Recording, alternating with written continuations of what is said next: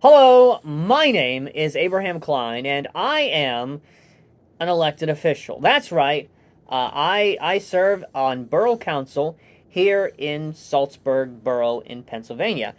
I even have one of these to prove it. So that's something.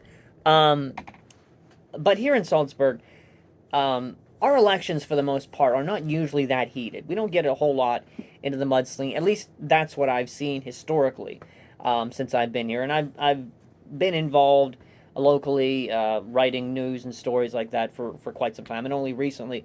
This last election was able to get onto council as a member, as a borough member, and again, even though we have Republicans and Democrats and Libertarians and Green Party and Birthday Party and everything else, um, for the most part, we don't get a whole lot of the mudslinging. Probably a part of that is because we are so local.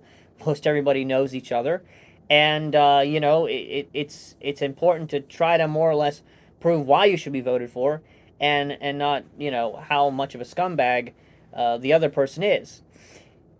But you don't see that a lot when it comes to other races. In fact, you almost don't see any of that given this last election. And the thing about it is, I've been a Pennsylvania voter for a while now. I voted my first time. I've been voting ever since I was 18 because legally you're not allowed to vote until you're 18, allegedly.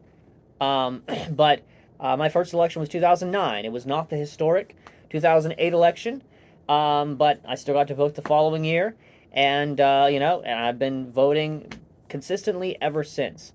And although I'm happy to vote, I got to tell you, if I was simply looking at it from just an objective lens, because I realize, I mean, I I do lean a certain way in my politics. But if I were simply looking at it for an objective voter, a person who has never voted, has never known a thing about politics in their entire life, and their parents never talked politics, nothing, and we're just simply going on what I saw, um, then I don't know. I would probably not vote for anybody. Because 90% of the time, candidates do not spend time talking about why you should vote for them. Instead, they're talking so much more about why you shouldn't vote for their opponent. Now, right now, at the time of this recording, it's the primary. It's actually right at the end. That tomorrow, as of this recording, will be the primary election, and after that's over, they'll clean their wounds, shake each other's hands with a sort of smile, that sort of half-hearted smile, and go about their business, and everybody will be friends, and then go back to the normal of Democrats and Republicans hating each other.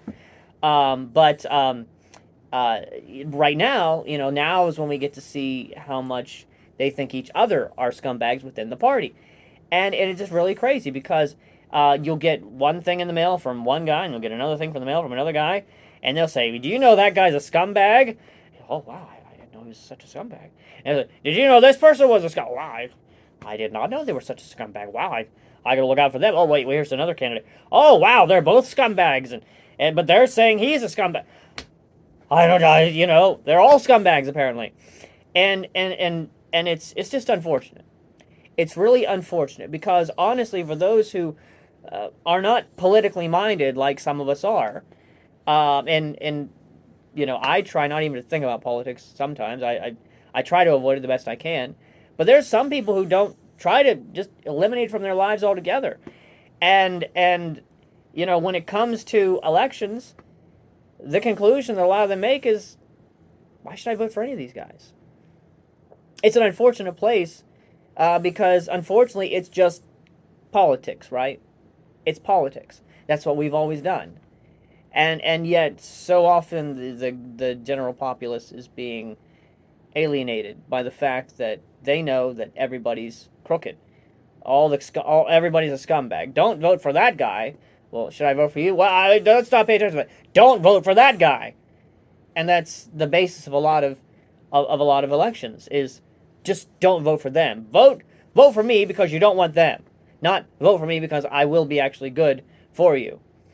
And it's not good. And I know I'm saying this as basically a person yelling at the clouds because I know it's probably not going to change. But at least they'll know where I stand. I guess perhaps that. So. this primary thing is going to be over here tomorrow, and for the most part, I guess we'll know who the candidates will be for the general election.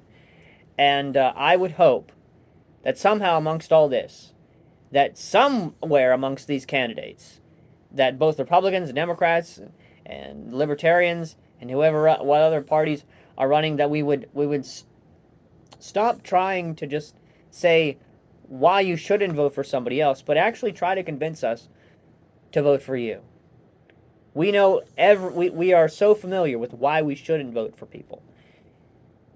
Maybe we should be a little bit more aware of why we should vote for people. I think that would be a good thing. That'd be a good start. Be a good start. So, anyway, with that, happy voting. Have a great time, and Jens, have a great day.